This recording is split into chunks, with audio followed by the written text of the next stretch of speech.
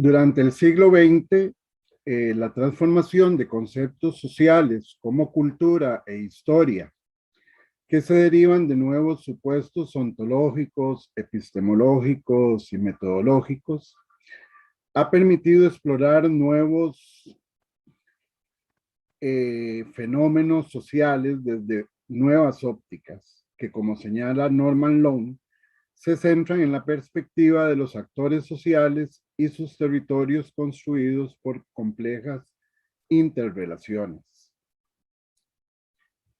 En América Latina, el aporte de la investigación-acción participativa de Fals-Borda brinda herramientas metodológicas participativas que amplían esa perspectiva, otorgándole a los mismos actores sociales la capacidad de construir sus propias narrativas, sin menoscabo de la academia y por el contrario, aportándole un importante soporte testimonial. La presente ponencia que traigo a esta mesa trata sobre un periodo de poco más de 30 años en la historia de las y los bailarines de swing, hasta ahora muy poco conocido y que estuvo marcado casi desde el origen de esta expresión cultural por constantes conflictos y disputas, tanto con el aparato institucional como con los sectores conservadores de la sociedad costarricense. El disfrute de un grupo de jóvenes de escasos recursos que encontraron en una expresión cultural, fruto de su creatividad, el sentido para sus vidas y alivio a sus dificultades y situaciones socioeconómicas, se vio empañado por una ley de control social que fue fuente de continuas persecuciones, encarcelamientos, violencia y exposición al escarnio público, especialmente de las mujeres. Una investigación-acción participativa que vengo realizando desde hace 10 años en el seno de la Asociación Cultural del Swing y el Bolero costarricenses, recopila mediante historias de vida los testimonios de las y los primeros bailarines de swing, sus múltiples vivencias y perspectivas. Parte de esta investigación incluyó también la metodología de sistematización de experiencias para la generación de pensamiento crítico, a partir de la confrontación entre sus experiencias de vida y el conocimiento a mayor profundidad de esa ley que fue la fuente de su afectación y que en su momento nunca conocieron. Antes de considerar estos conflictos derivados de la ley de la vagancia de 1965 y sus actitudes de resistencia y rebeldía, quisiera presentar algunos breves datos sobre el swing, también emanados de la investigación y que nos servirán de contextualización. La siguiente, por favor. El swing costarricense es una expresión de cultura popular urbana que se manifiesta en forma de baile de salón y que se enmarca dentro de los movimientos cumbieros latinoamericanos que se gestaron a partir de los años 50 al dar formato de orquesta a la cumbia tradicional colombiana. Surgió de manera espontánea por un grupo de jóvenes de escasos recursos económicos con características de pandilla, al mezclar algunos pasos del rock and roll estadounidense con la cumbia tropicalizada, especialmente las cumbias de la recién formada Sonora Santanera. Rápidamente el swing se va modificando y adquiriendo sus propias características expresivas. Nace a inicios de la década de los 60 del siglo XX, aproximadamente, digamos, en el año de 1962, y se desarrolla en pequeños salones, cantinas y casas de citas localizados en los barrios periféricos y en el sector central de la ciudad de San José. Al contrario de los salones de baile tradicionales donde la música era ejecutada por orquestas, el swing se desarrolla junto a las rocolas y posteriormente a mediados de los 80 con la aparición de los DJs. La asistencia a salones con orquesta fue muy esporádica y conflictiva. Primero, porque carecían de dinero para pagar la entrada. Y segundo, porque sus comportamientos y formas de bailar molestaban a los bailarines tradicionales y las normas establecidas de cómo se debían bailar los diferentes ritmos. Es por todos bastante conocido que algunos salones colocaron el rótulo de prohibido bailar swing. Pronto el swing se constituye en un complejo modo de vida, un completo modo de vida, incluida la forma de vestir, el lenguaje, la apariencia y otros comportamientos socioculturales más, aunque es claro o es importante señalar que algunos de estos comportamientos son propios de las modas juveniles de la época. Sin embargo, su origen en las clases sociales económicamente más deprimidas y vulnerabilizadas le significó a los bailarines y bailarinas verse constantemente sometidos a procesos de discriminación y desprecio. Siguiente, por favor. En esta imagen observamos el territorio original del swing y cómo se fueron moviendo y entusiasmando a los jóvenes que asistían a salones a salones de baile barriales. Resalto además sus constantes viajes a Punta Arenas, principalmente, y a Limón en particular para los carnavales. En esta imagen, entonces, lo que está en verde es el espacio original, es el barrio de Cristo Rey, Sagrada Familia, San Sebastián, Paso Ancho. Pero también en rojito vemos lo que ellos llaman la zona rosa de San José, y vemos también cómo se mueven hacia salones que están en otros barrios, como en Alajuelita, San Juan de Dios de Desamparados, San Francisco, Zapote, y más adelante, ya en los 70, se van a mover hacia los barrios del norte, con salones de baile en Cinco Esquinas y en Calle Blancos. Pero el punto neurálgico realmente del swing se estableció en lo que entonces ellos llamaron la zona rosa, en el centro de la ciudad de San José. La siguiente.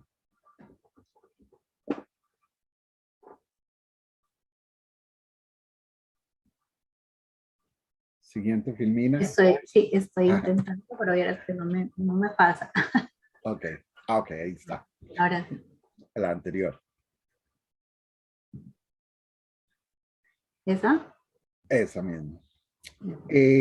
La zona rosa es el espacio de la ciudad de San José que va, pues diría que desde la iglesia de la Merced hasta la catedral, y desde la avenida Central hasta más o menos la avenida 10. Este es un espacio que ha funcionado como centro de diversión nocturna y vida bohemia desde la década de los años 30 del siglo XX. La zona rosa contenía múltiples salones de baile, cantinas, casas de citas, sodas, pools, cines y nightclubs. Al día de hoy quedan pocos bares y cantinas y son frecuentados principalmente por la comunidad nicaragüense migrante. Este espacio era considerado por la sociedad conservadora costarricense como un espacio peligroso, de perversión y de malas costumbres. Solo recientemente se puede considerar en retrospectiva su importante dimensión sociocultural. Los bailarines de swing encuentran en este territorio un espacio propicio para fortalecerse y crecer. Las muchachas ejercían su trabajo en la avenida Central o en la calle detrás de la catedral, y ellos las esperaban en el parque central o en alguno de los pools. El espacio acepta la propuesta del swing y este adquiere una importante preeminencia, especialmente por el gusto que le toman las trabajadoras sexuales. Lastimosamente, su presencia, o la presencia del swing en sus bailarines en este territorio, y en especial esta pasión de las trabajadoras sexuales, confrontarán al swing con una ley que comenzará pronto a acecharlos y a afectarlos. La siguiente.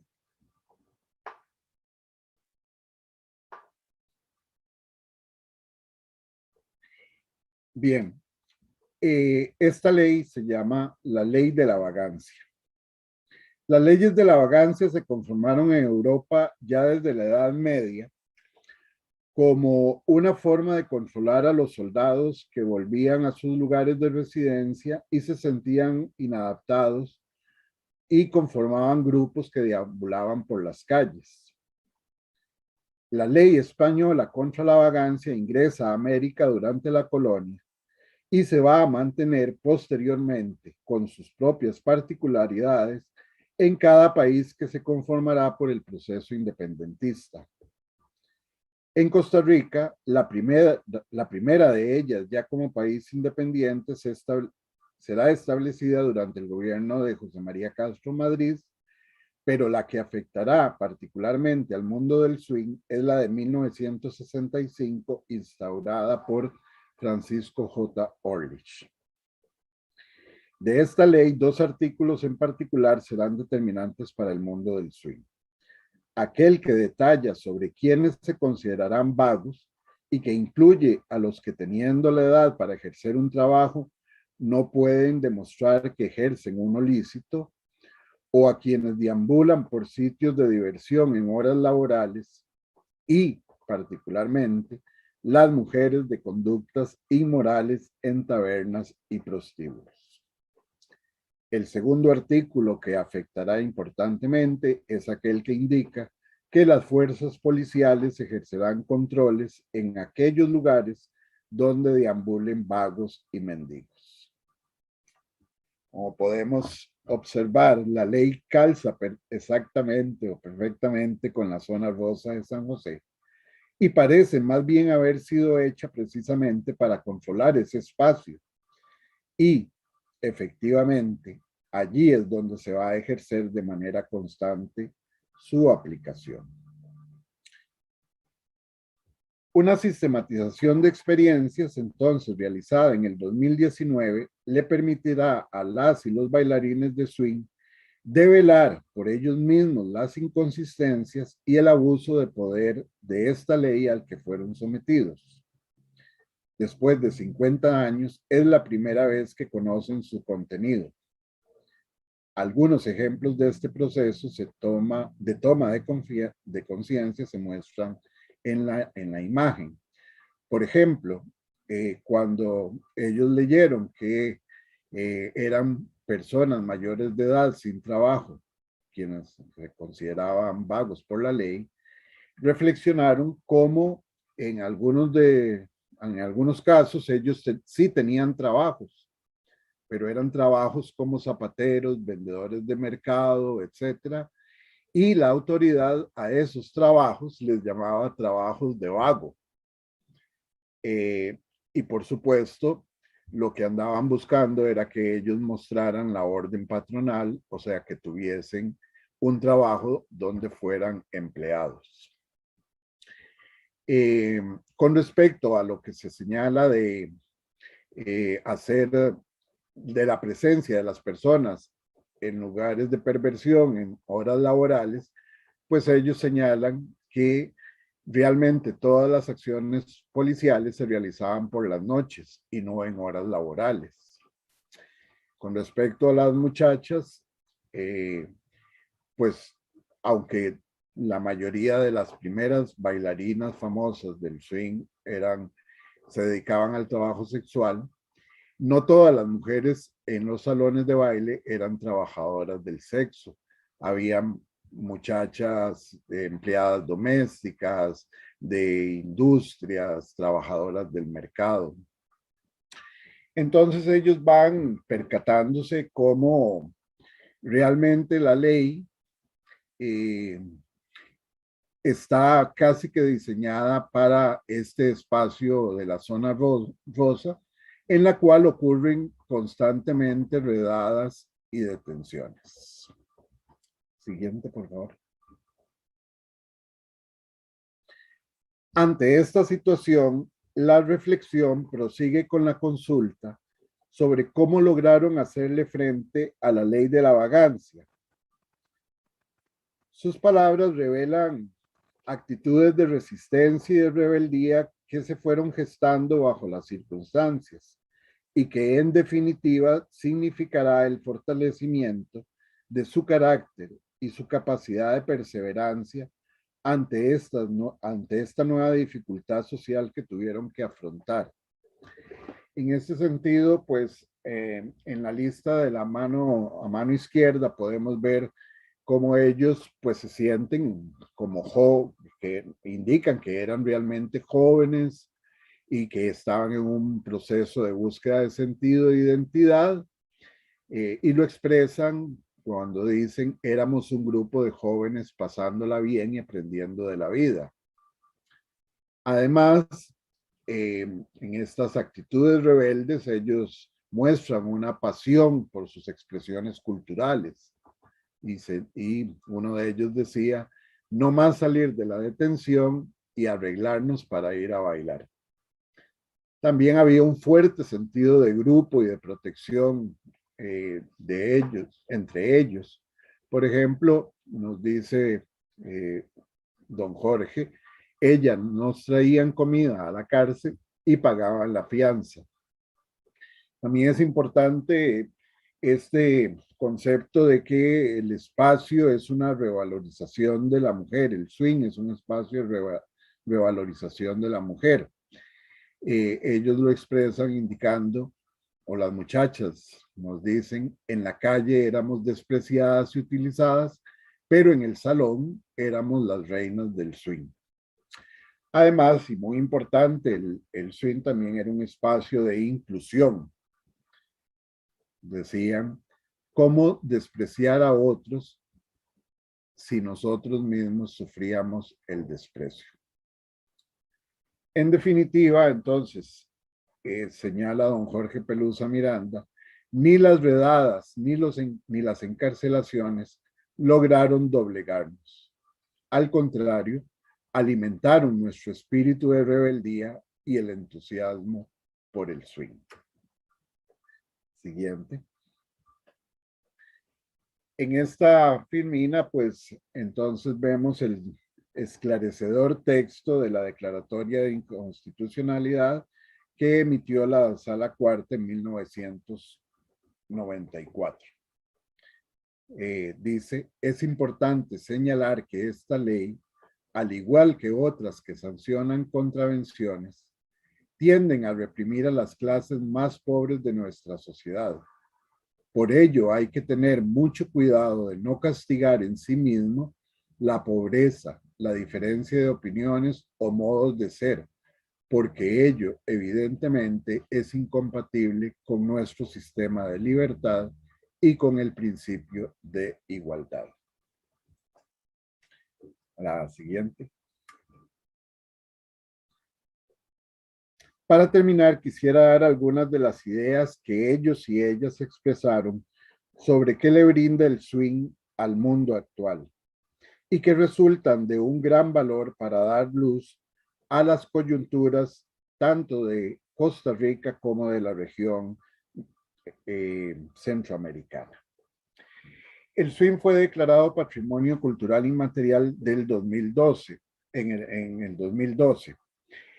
Lastimosamente, se concentró este proceso de declaratoria muy fuertemente nada más en mirar el swing como un baile.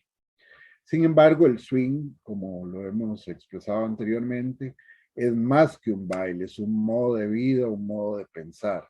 Entonces, se recopilaron en este proceso investigativo algunos elementos que ellos señalaron como importantes como mensajes al mundo actual.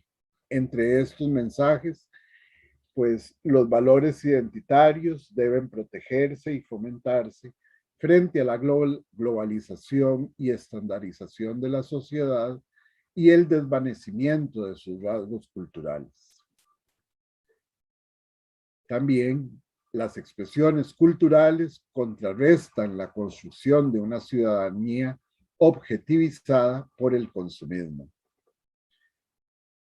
Las clases populares tienen muchos valores que brindar a la sociedad y muchas lecciones que dar a los que tienen el poder. Costa Rica no debe perder el norte de su justicia social. Las leyes y las fuerzas del orden deben proteger a las poblaciones más vulnerabilizadas y no ejercer violencia sobre ellas. Creo que hay más ideas que ellos expresaron, pero con estas podemos ver pues la sensibilidad y lo importante que es el patrimonio cultural inmaterial, no objetivizado, no visto como un objeto, sino al explorar esa dimensión inmaterial que está compuesta por personas que piensan, que analizan, que reflexionan sobre la vida. Y pues creo que el swing es una fuente muy importante para la construcción de nuestra identidad, de nuestra sociedad, que 200 años después todavía no ha logrado la plenitud de la independencia y más bien a veces pienso que la estamos colocando a los pies de poderes externos con intereses, digamos que particulares. La siguiente. Bueno, muchísimas gracias por su atención y estoy a la orden si hay alguna consulta que me quieran realizar. Muchas gracias. Sí, una pregunta para don Eric. Dice, parece ser que por sus características el movimiento del swing en Costa Rica creó una cultura de rebeldía muy importante. Por los años que usted expone, podríamos decir que se enmarca en los movimientos de contracultura, como los nacidos en 1968. ¿Ustedes se sentían como parte de ese movimiento global de rebeldía? Bueno, debo indicar que yo no pertenecía a esa etapa histórica. Yo comencé a bailar swing más bien en el año 2000, o sea, pertenezco a lo que, aunque soy un viejo, pero pertenezco a lo que se llama la nueva guardia. A veces el concepto de la contracultura también tiende a ser un poco discriminatorio. Lo que sí podemos decir es que habían múltiples componentes culturales en la ciudad de San José y bueno, actualmente también en todo espacio hay una multiplicidad, pero de alguna manera había espacios que eran o culturas que eran como consideradas, digámoslo así, como los oficiales. Por ejemplo, este conflicto que tuvo la comunidad del swing con la gente que iba a bailar a los salones, pues da a entender que había una forma correcta, entre comillas, de bailar los ritmos y que estas personas estaban bailando, contraviniendo como ciertas normas. Lo de prohibido bailar el swing debemos entenderlo no como que existiera una ley que prohibiera, sino más bien como una situación de vida que ocurrió ahí. Eran personas que se quejaban con los dueños de los salones porque no les gustaba que estos muchachos llegaran eh, con sus eh, con sus formas de vestir ya de los años 60. Recordemos que antes de eso en los salones se llegaba con traje entero y muchas veces con sombrero y las mujeres con maxifaldas o eh, ropa de noche y los muchachos del swing llegaban pues con pantalones campana, camisas floreadas y además llegaban pegando gritos y vacilando y pasándola bonito. Y en ese momento pues sí, son sacados de los salones o que les prohíben que bailen así. Y ellos se van del salón, pero habían cientos de otros saloncillos, sobre todo los de barrio, que los aceptaron y que los aceptaron con mucho entusiasmo. O sea, el swing creció muy rápidamente por estos barrios periféricos de la ciudad de San José, porque les daba un significado muy importante, sobre todo a los jóvenes. Entonces, yo no diría que es una contracultura, es otra expresión cultural que nació allí. La intención de ellos no era luchar contra otras expresiones culturales, sino de pasarla bien. Y una última pregunta para don Eric. En relación con la sistematización que se hace sobre la ley de la vagancia, las consecuencias, la aplicación de estos diferentes elementos de la ley de la vagancia, ¿cómo se hace esa sistematización? Porque parece que se genera desde los grupos, desde los grupos afectados, ¿verdad? Es un pensamiento y una construcción muy crítica respecto a esa ley. ¿Cómo se genera? O sea, si se indagó sobre eso, ¿quiénes participan? ¿Es desde el conocimiento popular? Sí, correcto. En este caso, el concepto que se está utilizando de sistematización de experiencias es precisamente el que desarrolla el Consejo Latinoamericano de Educación Popular. No es un proceso de recopilación y orden, sino es más bien un proceso de reflexión crítica eh, sobre algo que haya ocurrido, una experiencia.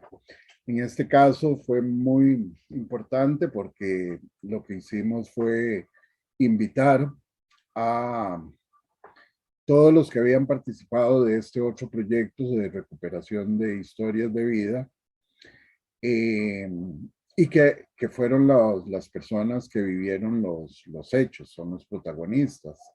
Entonces contamos con la participación de 5 eh, portadores, como se les llama en el mundo del patrimonio, que eran bailarines ya desde los años 60 y 70 y que sufrieron las persecuciones y los encarcelamientos.